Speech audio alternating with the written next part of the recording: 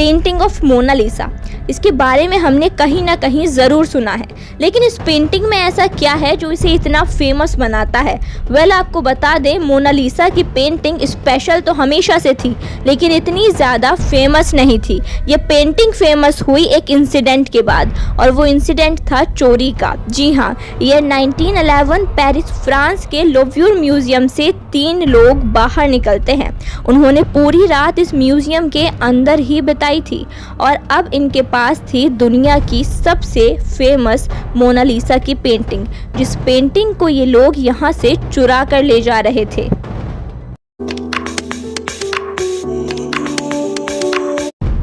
आज के दिन इस पेंटिंग की वैल्यू है $1 बिलियन, या शायद इससे भी ज़्यादा।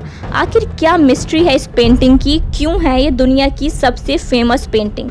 आइए जानते हैं इस वीडियो में।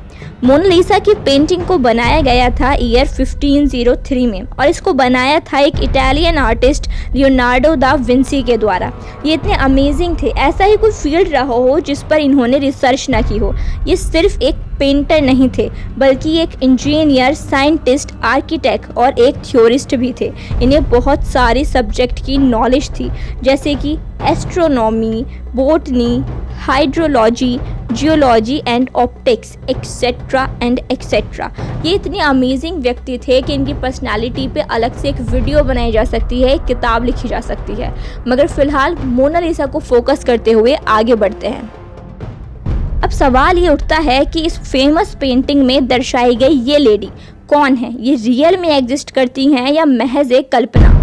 इसको लेकर अलग अलग लोगों ने अपनी बहुत सारी अलग अलग थ्योरीज दी हैं। कुछ लोगों का कहना है कि ये लियोनार्डो दा विंसी की मदर हैं, तो कुछ कहते हैं कि इटालियन एम्पायर की कोई क्वीन है। और सबसे अमेजिंग बात जो सामने आई वो ये, कुछ लोगों ने बताया कि इस पेंटिंग में लियोनार्डो दा विंसी ने खुद को ही पेंट किया है, ये इमेजिन करते हुए कि अगर वो एक लेडी होते तो कैसे होते। आइए समझते हैं कि आखिर ये पेंटिंग इतनी स्पेशल क्यों है। इसका पहला रीज़न ये है कि इस मोनालिसा की पेंटिंग को किसी पेपर, कैनवास या क्लोथ पर नहीं बनाया गया। ये पेंटिंग बनाई गई है पॉपुलर वुड पर। उस ज़माने में ये वुड इटालियन पेंटर्स की फेवरेट हुआ करती थी। ये पेंटिंग कोई बहुत ज़्यादा बड़ी भी नहीं है। अगर इसकी मेज़रमेंट की बात करें तो इसकी ब्रेथ है 53 सेंटीमीटर और इसकी लेंथ होगी 77 सेंटीमीटर। फिर भी ये इतनी स्पेशल है क्योंकि इटली में उस टाइम पर ये पहली ऐसी पेंटिंग थी। इससे पहले कोई भी ऐसी पेंटिंग नहीं थी जो इंसान को इतने क्लोजली फोकस कर रही हो। अगर आप इस पेंटिंग को देखेंगे तो आपको ये बहुत ज़्यादा येलोइश दिखाई देगी। इसका मेन रीज़न है कि इसके ऊपर वार्निश की एक लेयर पेंट की गई है ताकि मॉइस्चर से इसका बचाया जा सके, उसका इस पर कोई बुरा असर ना पड़े।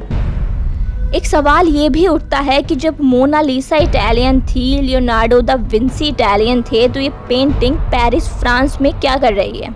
देखिए, 1516 में फ्रांस के किंग फ्रांसिस फर्स्ट ने लियोनार्डो दा विंसी को इनवाइट किया कि वो फ्रांस में आकर रहने लगे। इसी दौरान लियोनार्डो दा विंसी फ्रांस में शिफ्ट हो जाते हैं और अपनी पेंटिंग मोनालिसा को भी अपने साथ लेकर जाते हैं। कुछ रिकॉर्ड्स ये भी कहते हैं कि लियोनार्डो दा विंसी अभी तक इस पेंटिंग को कंप्लीट नहीं किया था। इस पेंटिंग को बनाने के 15 साल बाद भी वो इसे और ज़्यादा मॉडिफाई कर रहे थे।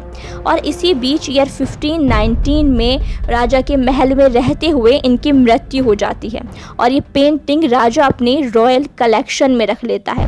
इसकी 100-150 साल बाद ईयर 1797 में जब फ्रेंच रिवॉल्यूशन होता है तो इस पेंटिंग को राजा के पैलेस से निकालकर लोव्र म्यूजियम में रख दिया जाता है।